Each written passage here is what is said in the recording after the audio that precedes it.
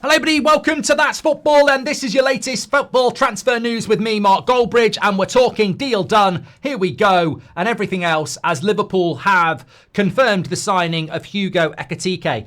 And I've got to say, there is something around Isak I want to talk about here, because he didn't play for Newcastle yesterday, and Eddie Howe admitted it was because of all the speculation around transfers that he didn't pick him, but he thinks he will stay. And then Liverpool the next day go, here we go, Ekitike, which surely closes the door on any Isak deal. So maybe that is the end of that and everything can settle down around him. But Liverpool have signed Ekitike. Big story coming in about Chelsea and Morgan Rogers. We'll talk that towards the end as well.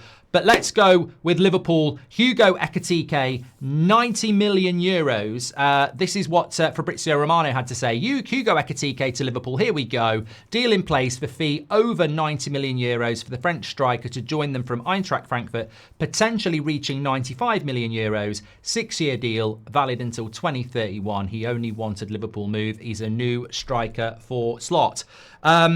Yeah, we've spoken so much about Liverpool. I mean, people joke it's the Liverpool channel. It's That's Football. But Liverpool have dominated the transfer window, it seems, for the last 6 weeks. And it won't stop here. That's the thing. I mean, Luis Diaz is probably going to leave, and you would expect them to do another deal there. I saw them getting linked to somebody today, and I can't remember who it was on the wing. It wasn't Rodrigo. It was Fofana from Lyon. So, look, Liverpool are going to keep doing business. There's talk about Canate. They won't let him go for free. So if he wants to go, he can go this summer, but they don't want him to go. So still lots of business for Liverpool to do. But this Ekitike deal, I mean, what's 90 million in pounds? It's about 78 million pounds, isn't it? Some people are saying it's not 78 million pounds up front. There's some add-ons to that. But if Fabrizio is saying it's 90 million euros and then 95 potentially, then that sounds like that's the add-ons. The reality is, he is expensive. Like, I don't know why he's expensive. I'm interested to see why. I'm certainly not going to be one of those idiot rival fans who starts going, haha, Liverpool have been robbed for 78 million or anything like that.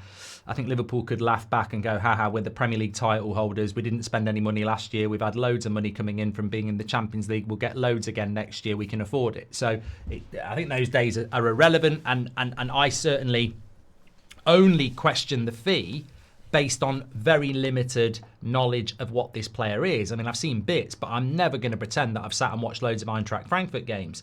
Saw a little bit of them in the Europa League because I expected us to be playing them in the final, not Spurs. Spurs knocked them out.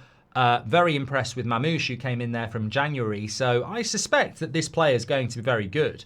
And I think I wouldn't expect Liverpool to be spending over £75 million on a player unless he was going to be very good. Newcastle wanted him. Chelsea looked at him. Man United inquired, but we're never going to be able to get him. So I think he is considered to be, and he's only just turned 23, hasn't he? He's considered to be one of the best up-and-coming young forwards in the game.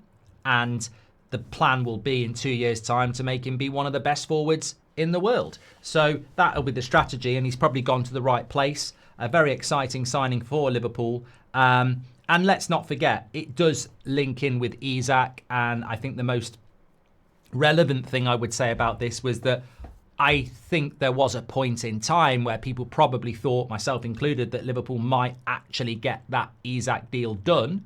And then you looked at what Newcastle were going to do, and they were going to sign Ekitike as Isak's replacement. So there has been scenarios in the past. Brighton have been very good at this. They sell a player to Chelsea or whoever, and then they replace it with somebody else. And like, look at what they did with Bissouma. Bissouma went to Spurs. Brighton bought in Caicedo, and everyone was like, well, they've got a better replacement than the player that Spurs have got. And that could have happened here. Like, Isak could have come into Liverpool, been injury prone for 2 years, not really done that well, and Ekitike could have gone to Newcastle and been, an amazing player. So in some ways, Liverpool need this to happen, but essentially are taking Isak's replacement and just not bothering with Isak and bringing him into the Liverpool setup. And that we'll see. I mean, is he a similar player to Isak? We're going to see.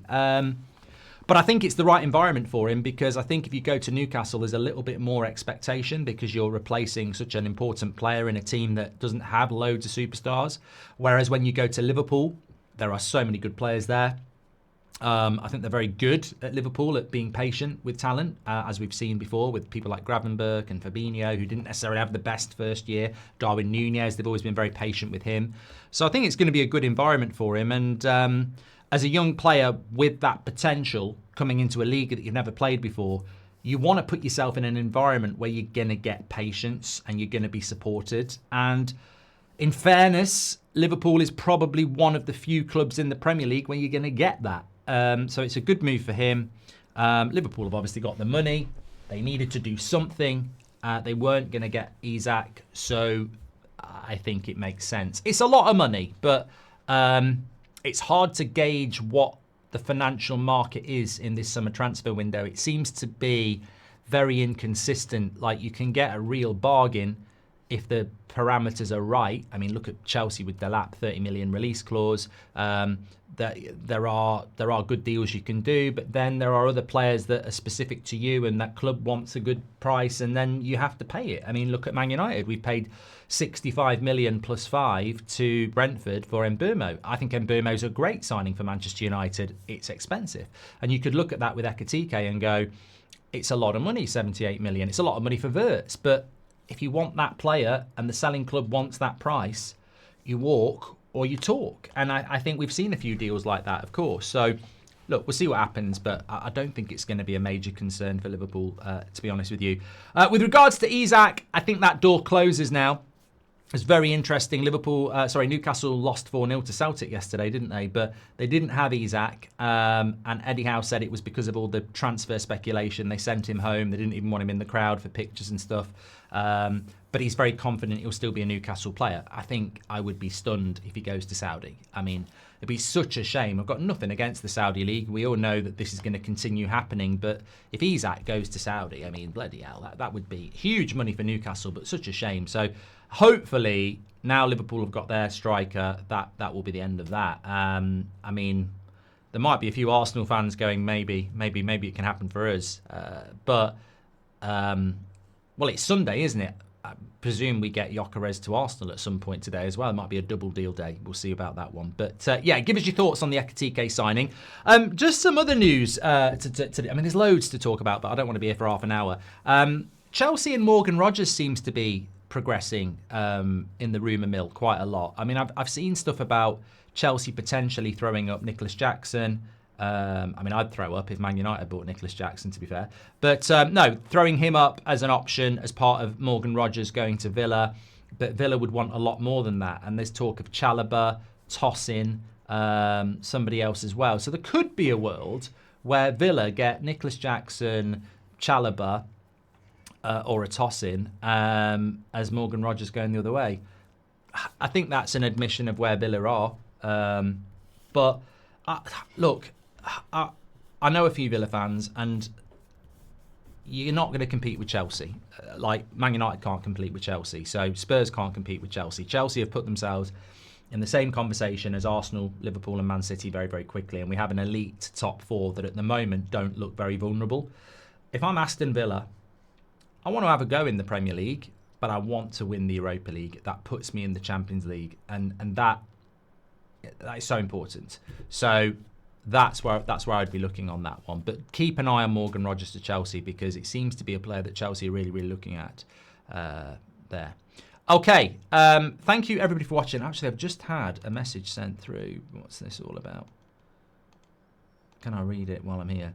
Major breaking: Manchester United are very close to an agreement with Sporting for Gyokeres, with numbers very close to those negotiated with Arsenal. The Lions' deal with the Gunners increasingly in jeopardy. This is coming in from an account with 1.1 million followers in Portugal. Well, I'm not going to get excited about that as a Man United fan. I still think he'll go to Arsenal, but there we go. That's breaking news, apparently. We'll see how that develops. Take care, everyone. Make sure you subscribe as usual. Get your comments in. I'll speak to you on the next one.